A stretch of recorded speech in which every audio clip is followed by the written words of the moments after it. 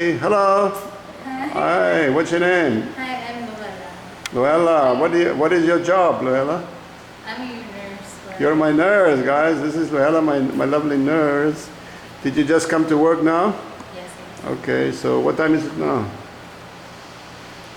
It's 2:50, but 2:50. So what time you finish? at 11 p.m. 11 p.m. going home. I'm your only patient, right? We have two. Two At the patients. private room, yes. Oh, there's another patient. Yes, yes. Man or lady? A man at 27 years old. And Oh. that's not Oh, 70. yeah. Okay, I hope he's fine.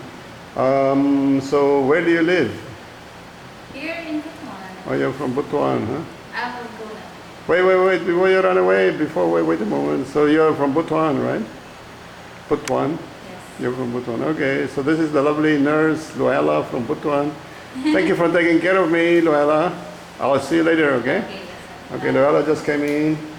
She just took down the antibiotics, just finished. I'm still on the drip here, guys. This is getting a little bit boring. This is my camera bag. Let me try and pick it up. It's kind of hard to hold with this bloody dripping. I tell you what, guys, this bloody drip is not pleasant.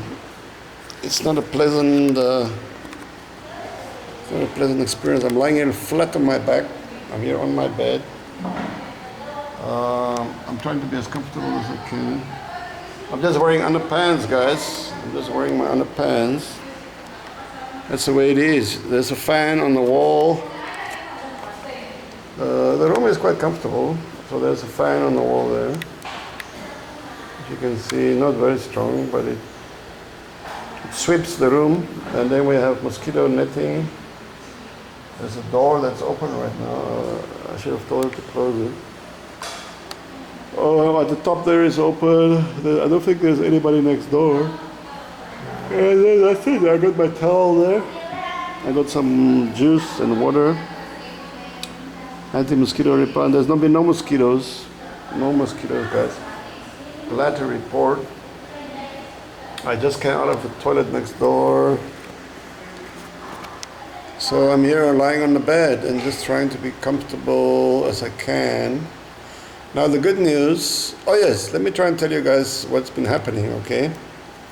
Just to make it clear. So far this year has been rough. Remember the January 1, I was bitten by a puppy. The puppy died the very next day. So I had to have like weeks and weeks and weeks of anti-rabies. Guys, a Norwegian girl just died after she was bitten by a puppy here she tried to, same as me. I tried to rescue this poor puppy. The thing accidentally bit me. She was trying to rescue this puppy, accidentally bit her. She never went for rabies shots and she just died of rabies in Norway.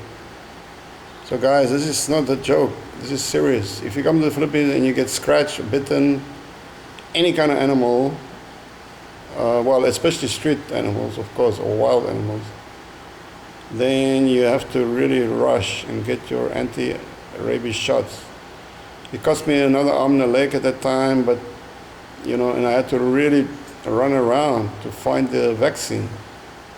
There was also a scandal at the time about fake vaccines, so I was really, really, really worried. But anyway, so far so good. I'm still alive. I'm not attacked by the rabies. And I had a serious eye infection, the worst I had in my life. 2 weeks, I couldn't see a thing. All of this came together with the rabies shots. Then about a month ago, I started getting the most incredible pain in my side. And I think that was the kidney stone. It all came together. After the kidney stone, I still felt, the pain was diminished, but this constant nagging, throbbing, balloon-like presence right under my ribs. And then eventually I decided to go to the doctors after 1 month, losing 10 kilograms, by the way. And we came up all the way from Tagbina to here, Butuan, by motorbike. That day that we came up, guys, I'm dead serious. I thought I was gonna drop on the ground any fucking moment. I was that weak. My head was spinning. I didn't have the strength of a half-drowned kitten. So, but I made it. 3 hours, maybe 4 hours on a motorbike in the hot sun. Made it to Butuan. Went to several bloody hospitals, clinics. After 2 days, I got a booking for ultrasound. Very capable doctor, Dr. Chan. He's a Filipino Chinese, speaks Chinese. We were speaking with each other in Chinese, and he's a very nice guy. He's in Manila right now for his birthday. But I really appreciate him. Dr. Chan, if you're watching, thank you very much. And he found an ulcer under ultrasound. Recommended that I, do what they call procedure. Procedure is like a euphemistic way of saying draining this ulcer by inserting a steel needle into the ulcer and then, woof, draining all this poison, because this bloody ulcer was huge. I mean, they drained, in the end, after 2 days later, they actually, in the previous video, as you guys can see, just after literally a minute after they pulled the needle out of my belly, I started filming in the hospital, and I showed you that horrible, thick, viscous pus poison that came out of my body. Now, if that ulcer would have started leaking or bursting, and that horrible poisonous pus, if that would enter your bloodstream in a short period of time, if it reached your brain, you're dead. So it was really life-threatening, guys. I really had to do that. Now, a lot of guys, not a lot, but some guys were crowing, "Oh, Frank, you should stop drinking immediately, drinking alcohol, beer, blah, blah, blah, blah." Now, I've got bad news for you guys, and maybe good news for me, is that actually all of this has got nothing to do with alcohol. So far, the doctor didn't say one single word about alcohol, although he did recommend that I only drink red wine, because to give the liver time to recover. Obviously, if you drink any alcohol or coffee or anything, or oily, fatty foods, the liver has to work harder, right? So that's the reason, but it's not alcohol related, the abscess, it's food related. It's other words, what the doctor suspects right now, and is waiting for the outcome of the lab test, is that all this pus accumulated because probably because I like eating raw fish.